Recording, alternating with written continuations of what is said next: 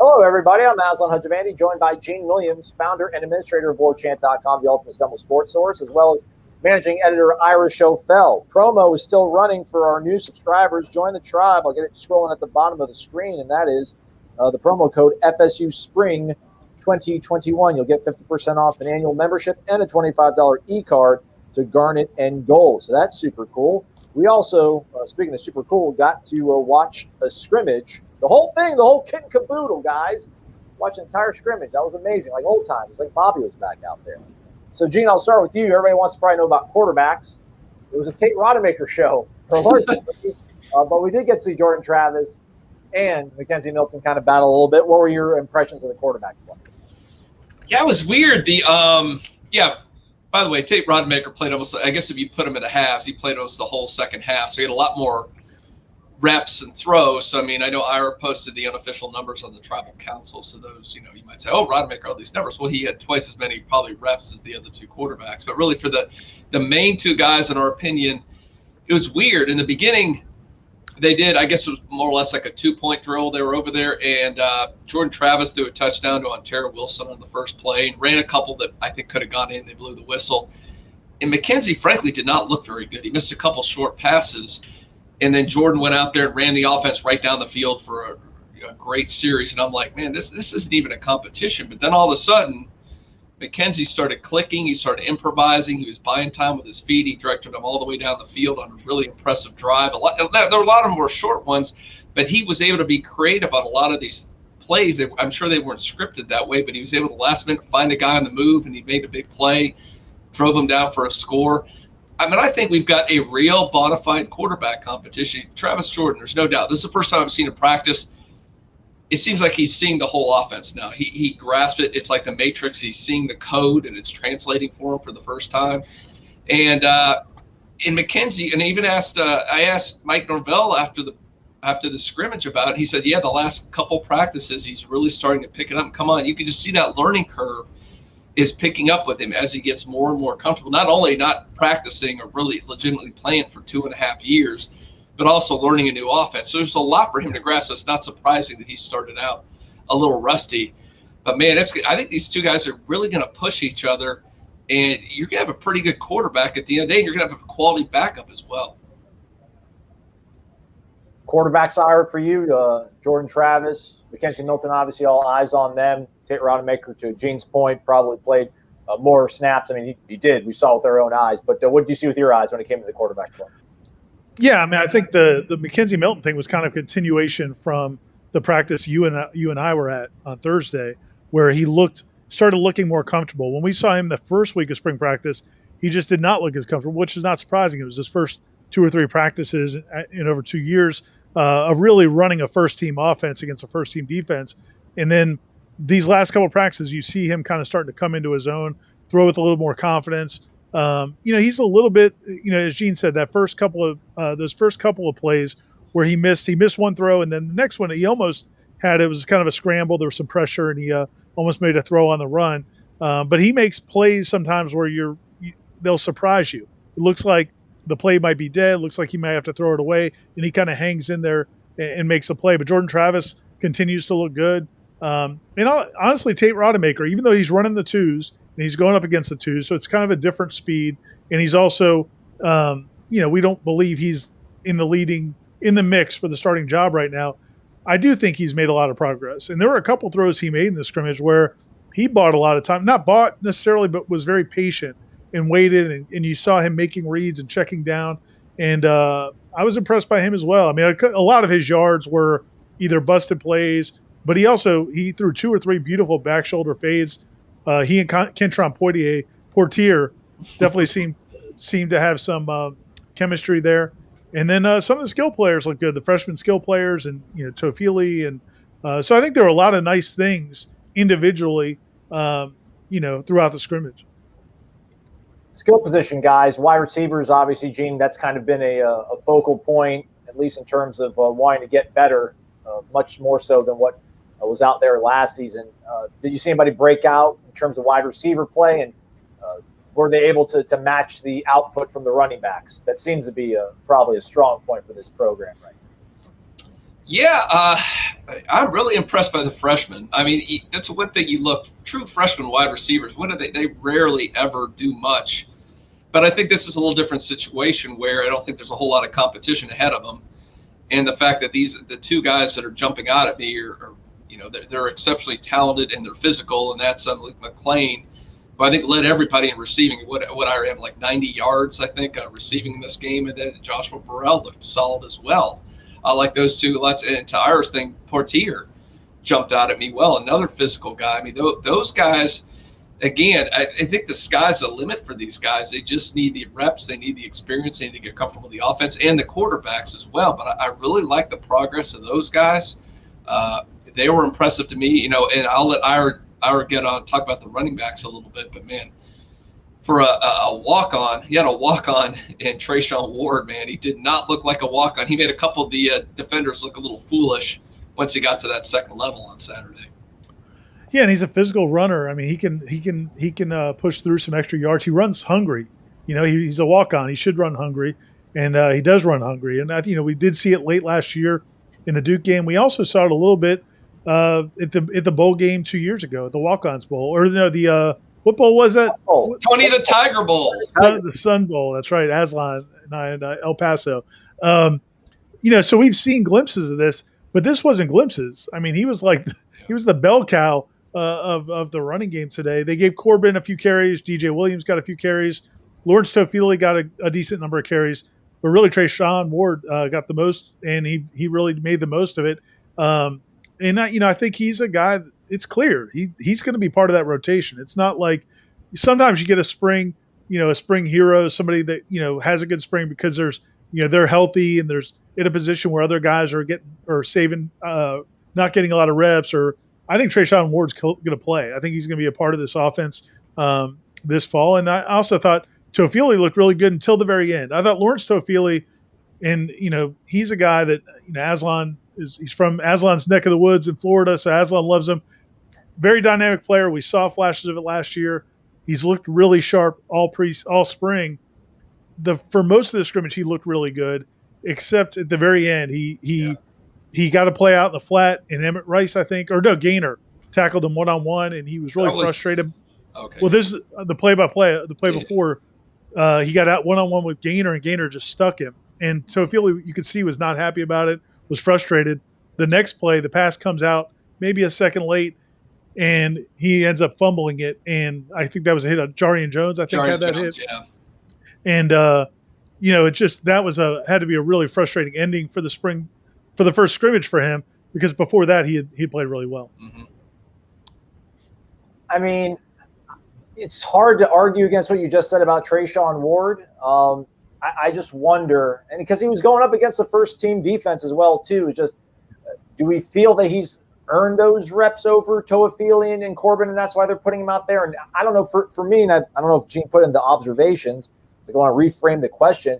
I just feel like so many of the runs that he did have felt of like this like slow developing variety, or kind of like a sleepy second down in the middle of like a weird series where he just kind of scored loose for 6-7 yards. I think he had a couple touchdowns, didn't he? He did, though. That's crazy. The cynic in me is like, man, he busted off some big plays, but I just wonder, like, are those plays going to be available? Like, when the tempo of play really picks up and things become that much more urgent and serious in these practices and scrimmages, because to a certain degree, the defense was kind of told to limit the way they played or limit the looks they gave. Well, but I think that was more about I don't think they were telling the defense to not try. I think it was they didn't want to scheme up a lot of blitzes and have to deal with that part and have just broken plays. I mean, that wouldn't do anything for the offense if they're having to deal with stunts and twists and zone dog blitzes or whatever. So I think the defense was trying to play. I think we'll see, but I think Treyshawn Ward, every time I've ever seen him play with the football in his hands, he's done good things. So I think he's going to play. Yeah, and I don't think you can say 134 yards and 2 touchdowns is flukish. And to Ira's point, he's done it in the games. He's looked good in actual games. So I don't think this is a fluke. He does not play like a walk-on. But, I mean, let's give a little credit to the offensive line, too. I think the run blocking was pretty decent, too, especially, Toafili had a couple nice runs in between the tackles. I think he really excels there. He's got a good burst. He gets through there and does some things in the second level. I think other than that, like I pointed out, the last couple plays were disappointing because he'd had a really solid day up until then. So he shows a lot of talent. But I think Treyshawn's for real. I think he's here to stay, and I think there's a good chance he can work himself into that rotation. Toafili got a lot of yards on screen passes, felt like, so that was encouraging to see. I'll move it over to the defense, I guess, unless you, by all means, you can always hop back and talk about offense if you want, guy.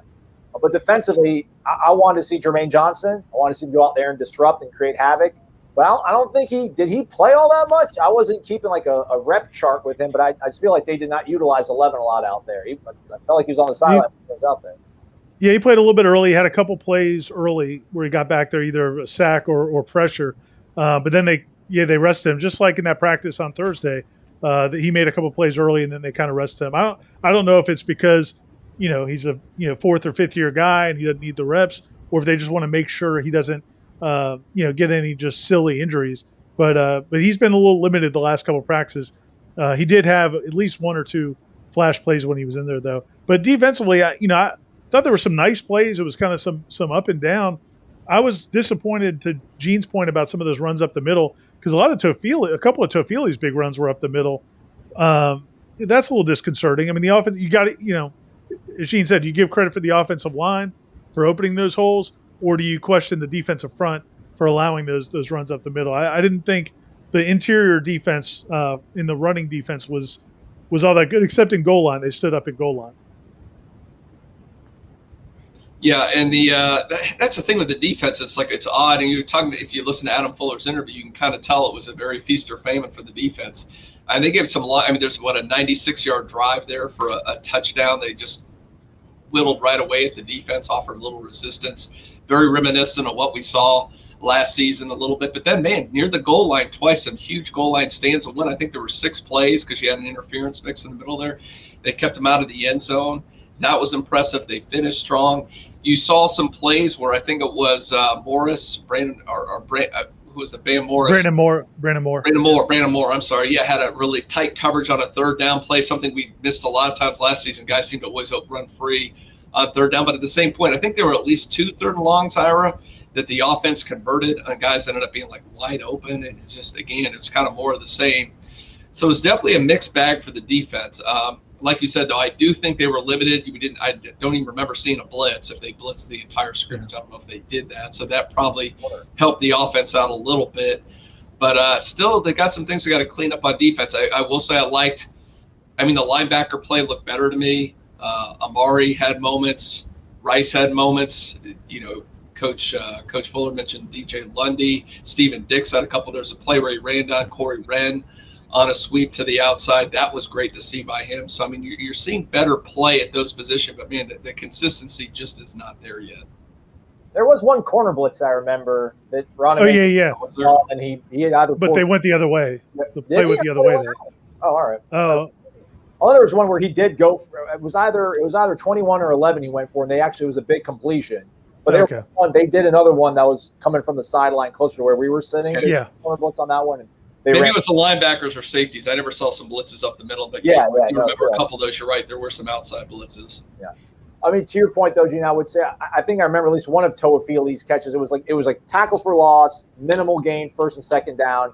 But then third down, it was like 27-yard screen pass. So it's like that was the kind of the feast or famine thing I think you're talking about, where you saw the defense stand tall, but then like on a third and long, just like dipsy-do right over the top of rushing defensive linemen, and they busted it for a big gain. But again, there was no Keir Thomas. Robert Cooper wasn't out there. Bernardo Green's not in the secondary right now. Mako Dotson, again, is a guy that's not been out there. Tate's not out there. Who wants about Demore Tate? Demore Tate's not out there. Akeem Dent wasn't out there. Yeah, Akeem Dent. So I think the defense, offense doesn't have Devontae Love Taylor, but I feel like the defense, at least, roster-wise, body-wise, talent-wise, is much more limited in who they're putting out there than the offense. So I'll give them a little bit of benefit of the doubt. And to the point, like they were kind of vanilla for the most part. The one other thing I did like about the defense was you saw some individual really nice plays. Travis Jay had a nice pass breakup. I thought there was a couple of plays where, just where Jarian Jones broke up another bubble screen. He has a knack for those. He's hard to – I think he's going to be hard to block in the bubble screens. He does a good job of affecting those. He also forced the fumble. So, you saw some individual guys making plays, which, in the spring, maybe it all doesn't always come together. But if you just see those individual things, I think that's a good sign. I would say the other thing that Coach Norvell mentioned a little bit at the beginning, and you and I have sat through a lot of these first scrimmages, but back when they were open, seems like a long time ago. So it's kind of nice to see a scrimmage again. But I don't remember a scrimmage, a very first one in the spring, that was this clean. I mean, penalties weren't outrageous. There's a few of them. I think you were more. I had my head in the computer half the time trying to type, so I didn't see it all. I saw one drop, which, considering what has happened so far, that's encouraging. You didn't say there's a couple breakdowns here and there by defense. That pre-snap penalties were way down. On the whole, for a first scrimmage of the spring, I thought it was pretty clean on both sides of the ball. Yeah, the one time he really got mad was coming out after they had the break. They came back out, and I think that was when two of the three plays were bad snaps, and Norvell was not very happy at that point because it was a loss of focus because they had played really well. Maurice Smith he snaps the ball pretty well for the most part, and he had two bad snaps that just killed that drive. So he was mad about that. But yeah, for the most part, there was a couple false starts, but nothing crazy. And I do think you get a feel, as I think you guys were saying at the beginning, you just get a feel for the fact that the quarterbacks seem to have an understanding of what they're doing now. There's not as much, just a lot of times the offense last year, especially obviously when Jordan was playing, it was just, hey, Jordan, make something happen. But really, no matter who was at quarterback, there were a lot of just fits and starts, and you didn't know if the quarterback really knew exactly how everything was supposed to operate. It seemed like even when Tate was in there as well, Mckenzie's only been there, a few practices. It seemed like they have a pretty good feel for the offense and where their checkdowns were. I mean, a lot of those throws were not the primary reads, so all that's real positive. And again, I like the way Mckenzie Milton's moving around. I think, again, Jordan Travis probably had a little bit of a better day than he had, but Corey and I talked about, like, if you did not know those quarterbacks, who was like the scholarship guy, who was supposedly the big name transfer, you probably wouldn't know, or maybe you would think it was Jordan Travis, but by the same token, like, you wouldn't realize that guy, number 10, is coming off this catastrophic knee injury. Like, he's scrambled. He moved really well. Yeah. So I think that's quite encouraging. And didn't you think both those guys, especially in the red zone, but really elsewhere, would have made some plays with their feet? Oh yeah. It was like Norvell was being very quick with the whistle. I think on purpose, probably because it wasn't fair to the defense. It's not really fair to the defense when you have a quarterback in green running the ball. But they stopped some of those plays where they could have had some plays with their feet, which you would see in games. Oh, yeah. I counted twice where Jordan would have scored and Mckenzie would have scored on another one down. All he had to do was basically lift his arm past the goal and he would have been in. But, yeah, to your point, they're not. That's not what they're trying to do now. Those guys. Jordan Travis down near the goal line is going to get in if he's outside and there's a hole to get through. So those plays are there. But you're right. They could have scored more down there. But got to give credit to the defense. They did keep them out a couple times. Yeah, they had some short yardage stops and fourth down stops. And I was wondering about that too, but you guys kind of clarified or at least your stance on it. But it just, I don't know. Even if the defensive linemen had the green light on hitting the quarterbacks, I still don't think even in those situations they would have been able to stop them. It was over pursued and just getting beat. So encouraging. And again, ultimately, before we get against the special teams, I think big picture for me. I guess maybe you guys think the offense had a little bit of a better day than the defense, but I don't think you want to see one of these sides go out there and totally dominate. I don't think you wanted to see the offense just simply score at will. I don't think you wanted to see the offense go 3 and out every time. So I guess some people might call that inconsistency. I just think it's probably the sign of equally balanced sides of the ball and both units being capable of making plays, but then also needing to kind of fix upon some things, which you're only, 6 practices in. So I think overall, big picture-wise, it's encouraging because we saw the defense make some plays. The offense had some big shots too. So that's really best case you could ask for when you're going against your intra-squad. Yeah. No, I totally, like I said, I mean, the best part, it was relatively clean for our first practice is good. You saw both sides make plays. I think that's all you can ask for in a first scrimmage like this. I mean, and you can't, I've only once, and going back to since the early 90s when I was able to go out and watch scrimmages, I think there's only once or twice that I've gone out there and said, this unit's going to be really good, that you could tell. I think when you saw Jameis kick butt at the end of 2013, and when you saw how bad the defense was in 2009, those are the only times I went out there and go, the defense is going to suck, and Jameis is real, and this offense is going to click. Those are the only 2 times in 30 years. So but you can get its individual performances, you can get clean play, you can garner something from that, and we saw that. So I think it was a best case scenario for a first scrimmage, in my opinion.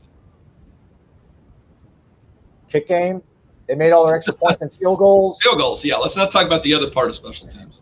Punt not good. Go listen to Mike Norvell's response to the question. And when I asked him about the punt game, he's not too happy about it. But hey, hopefully they'll figure that thing out. Any big picture takeaways for you then, Ira? Yeah, and then just the one thing on the field goals, I do like the way they do that, the high pressure situation. I didn't see it. I left. So they do a game-winning field goal to shut it down. Yeah, and it was and they get, I mean, literally, it's like at the Masters or something where like you got to drive and there's a gallery on both sides. I mean, there are dudes all over and they're just screaming. You can't even see Fitzgerald or whoever's in there kicking. I think it was him on that last one. I'm not sure. But yeah, they kicked the field goal. But it's a scene, and they got 80 dudes all within about 10 yards of the football screaming at each other. Big picture wise, again, I think the defense. I like the energy from the defense. I didn't think they played great all the time, but when they start making a couple plays and they start feeling good about themselves, they start chirping. I think that's a good sign. Just about you want a defense to have some of that. I also like that Jordan Young was trying to get the offense to do the same. Jordan Young a couple times was like yelling at the offense, "Hey guys, let's hear from the offense too." And that's the one thing about that group is I don't know if you have a lot of vocal leadership on that offense or alpha guys. Now maybe Mckenzie becomes that when he feels more comfortable. Maybe a couple of these other guys, Lawrence Tofili, as he grows into it, or some of those. Jayshawn Corbin's kind of a quiet guy. Maybe these young receivers have a little bit of that in them. We'll see, but that's from an observing the mentality of the teams. I think the defense is starting to kind of get some swagger about it. Whether that matters or not, we'll see. But you'd like to see some juice from them, and they've got that. I think the offense is trying to manufacture some of that. But other than that, I mean, like you guys were just saying, I think it was you couldn't walk away from that feeling. I don't think mad or disgusted or disappointed. I think there were enough things to hold on to on both sides of the ball to feel like, okay, they're making some strides. There's some potential. All right, that's a wrap on the thoughts from the first scrimmage. Hopefully we'll be able to go to the subsequent ones. That caught me by surprise. I didn't think we were going to be able to go out there and watch the whole thing. So, indeed, thank you, Mike Norvell. He said that he hopes that we enjoyed being able to go out there. We certainly did. We did. Stay connected to warchant.com. If that all was too much for you, 20 minutes of us babbling, Gene's got a nice little rundown write-up of all the observations from the spring scrimmage that you did not watch, but we did. So it's up on Warchant. A few fans were out there. Yeah, there was. It was like 100 or so folks. Promo code scrolling at the bottom of the screen. Corey Clark is in Indianapolis, where Florida State victorious 64-54 over UNC Greensboro. They'll take on Colorado on Monday. Full rundown of that up on the website. And then you got Miami and Florida State doing the dance on the diamond down at Marklight Field. So we'll see how that goes. For Gene and Ira, I'm Aslan. Thanks for watching this edition of Warchant TV.